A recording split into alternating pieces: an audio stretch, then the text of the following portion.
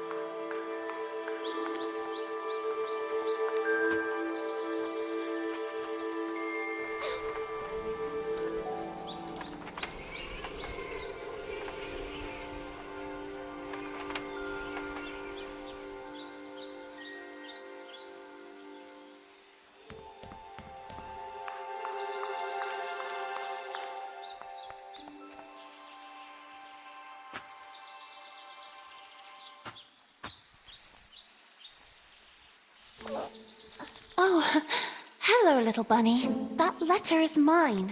Could you... The sweet bespectacled bunny ignored the little girl and took the letter with them.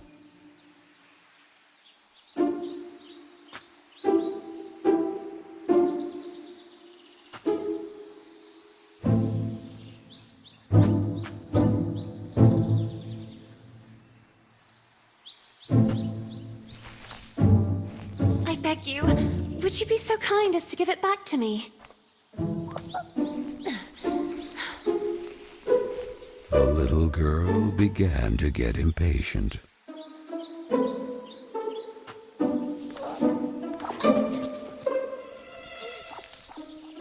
The little girl wouldn't let it win, so determined to recover Carole's letter, she followed the mischievous bunny.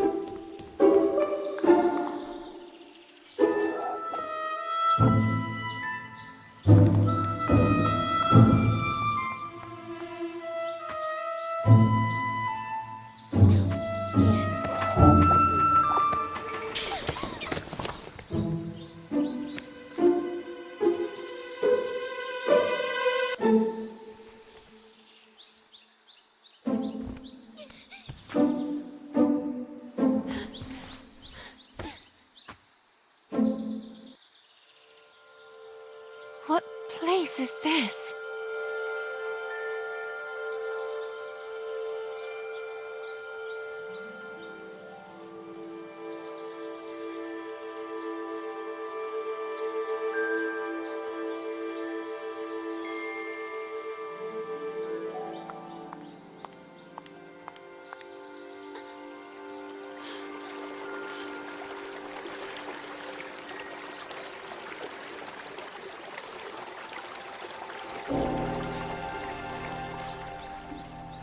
That kite, it reminded the little girl so much of her friend Carole.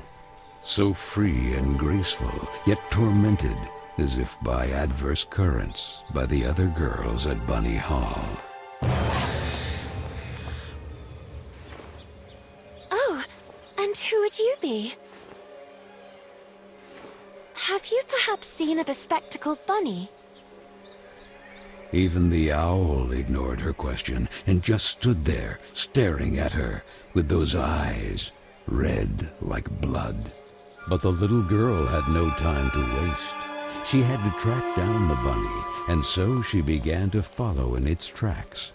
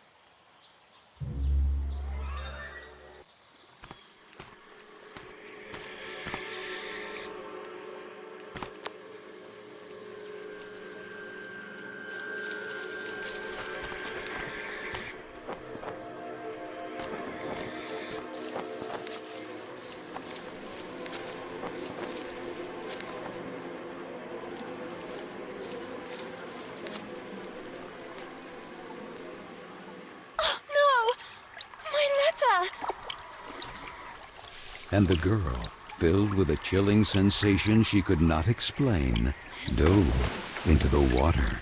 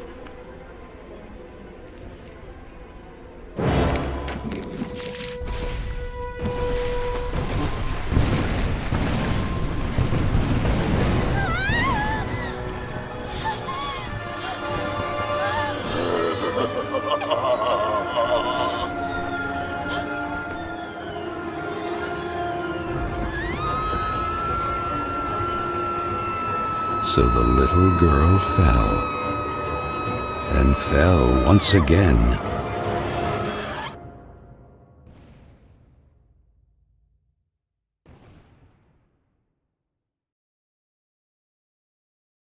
And while the man with the tar hat stood grinning, her thoughts drifted to that mysterious figure in the window of Bunny Hall, who silently stood watching her as she was swallowed up in her abyss. And this is how our story begins. A letter, a roar, then a daring plunge, and a little girl, too small and inadequate for that world of ash, tar, and coal of which she was a part. Miss Benton, I am pleased to note that my voice is so soft that it encourages restful sleep in class. Would you be so kind as to share your wisdom on today's topic with your fellow classmates? There was a man made of tar, an owl, and a bunny with glasses. Such impertinence. Home Economics, Ladies' Etiquette, Chapter 9. Be always beautiful, perfumed, and impeccable. All of you young women of today are privileged to witness the deeds of the great men of your era. The grand discoveries, the phenomenon of industrialization, progress. Soon you will be wives and then mothers of great men who will go down in history. And you, Miss Benton, make fun of it. This establishment, too, if events continue to transpire as hoped, will undergo important developments, and you will be the first to benefit from them. Why, ladies? A portion of Bunny Hall was conceded to a corporate collective in order to form a small branch, thereby taking advantage of the area's greatest resource, rabbits. This will not only bring new luster to the estate in this region, but also new jobs. Very good, Miss Vicky Trout. At the very least, Lana has grasped the rabbit matter. In this regard, our dear Frank reminds us that it is strictly forbidden to venture beyond the walls of the park. The disinfestation work will resume tonight after the strong winds of recent weeks. Remember, not to be overwhelmed by the explosions. It's all perfectly normal. The soil is blasted with charges and the rabbits forced out of their burrows. Who did it? Lana! Miss Benton!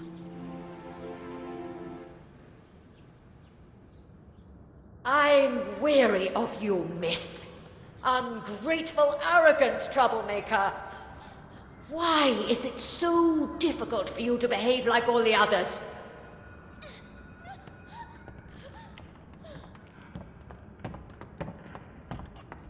The clock is ticking furiously, and you are a woman now. Therefore, it is high time you learn to behave like one, or accept the consequences of your ridiculous transgressions. You will help Miss Mildred with the chores. When you are done, ring the bell, and you will be allowed to return to your accommodation.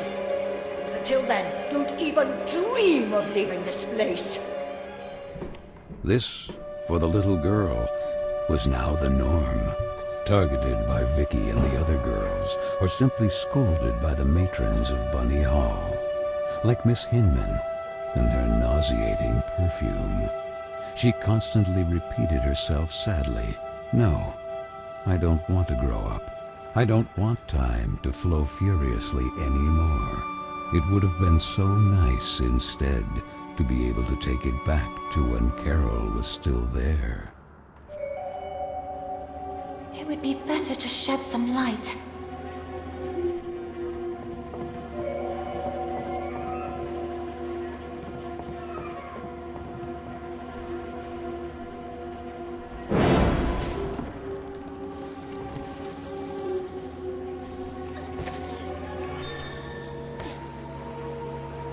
Where the heck did the broom go? Oh, here it is. Better get to work.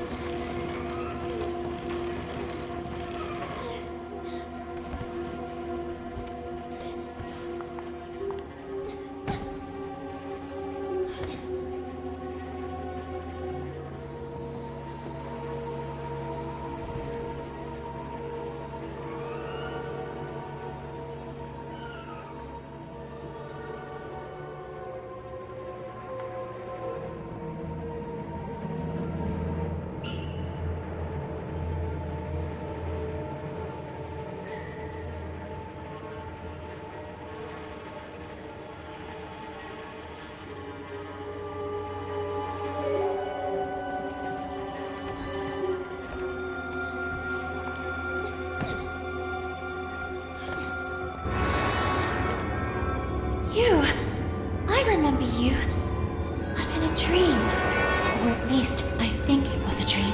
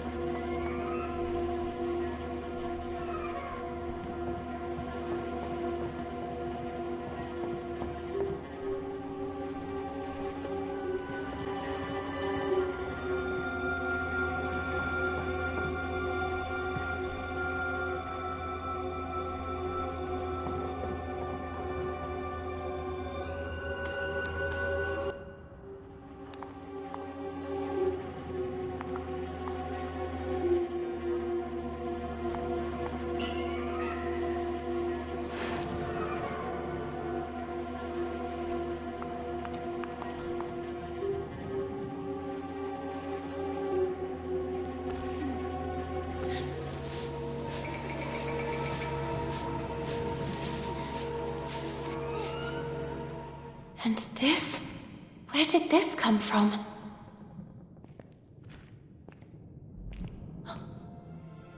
It looks like an old mailbox.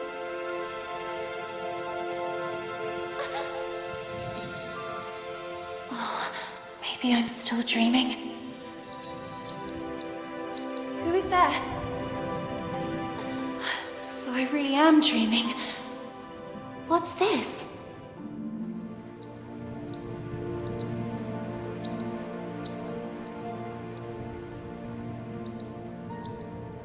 Carola?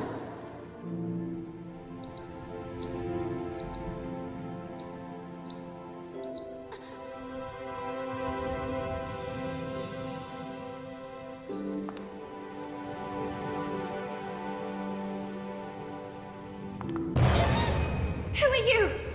Stop!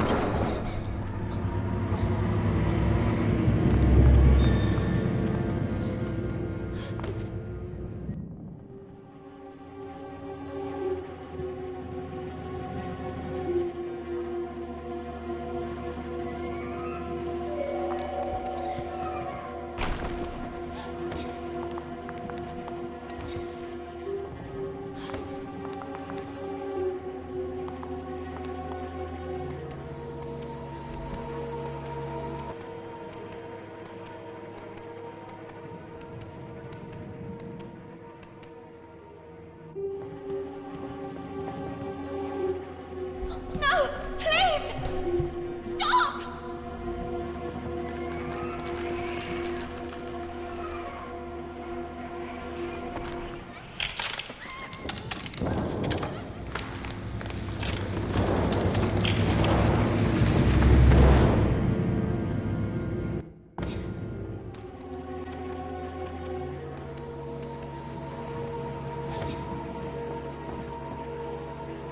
No! Please! Stop!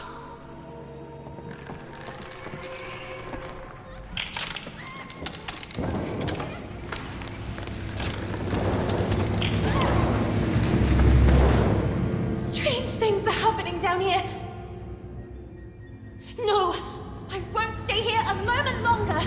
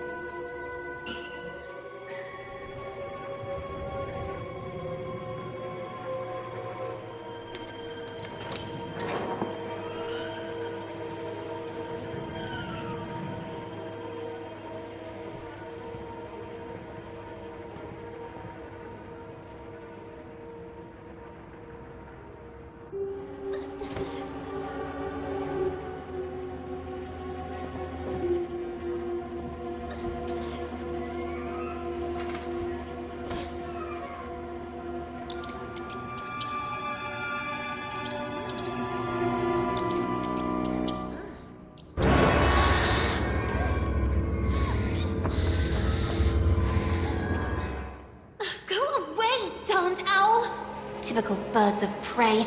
They're greedy for mice and other small rodents. I wonder if I can use that to my advantage.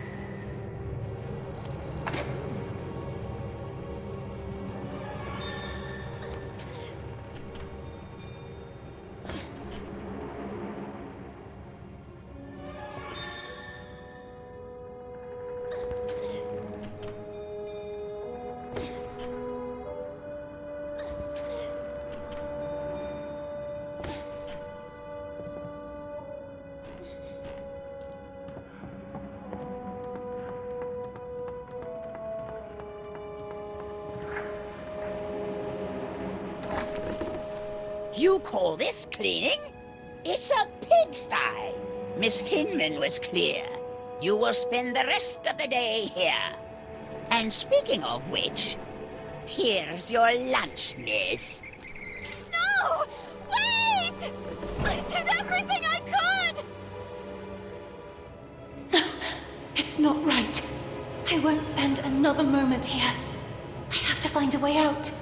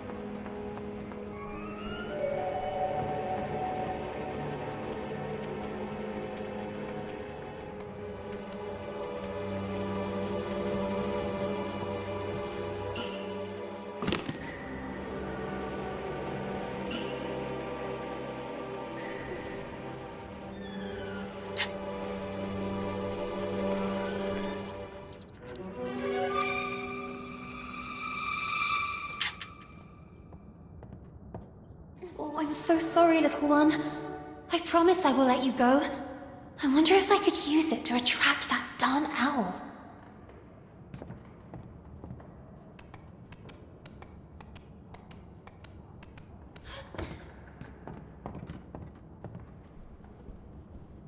Hey, ugly owl! That's what you want, isn't it? Mouse porridge! This way! Come on!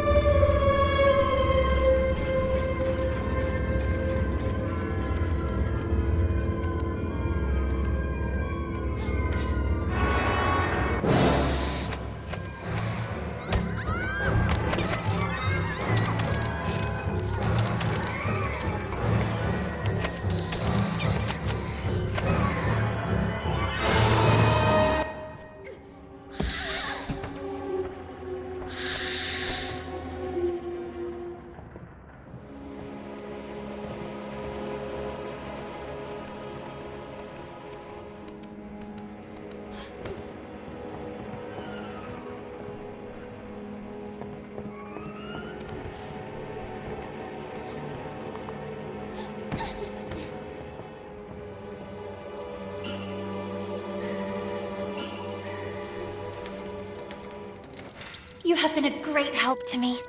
Go. You're free.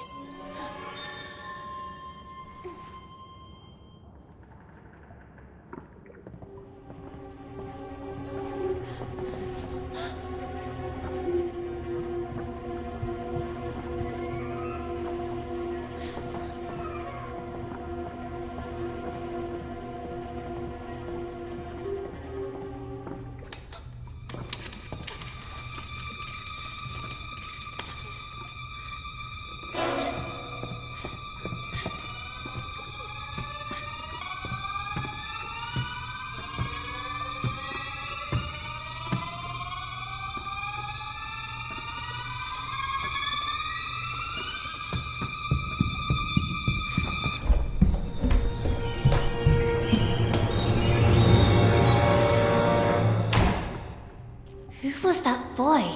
And what was he doing?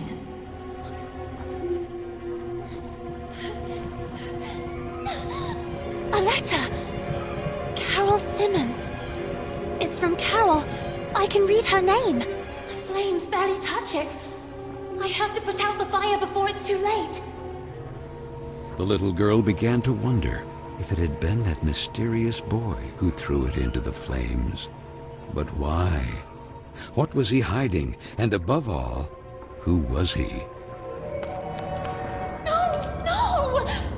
Why did you kill it?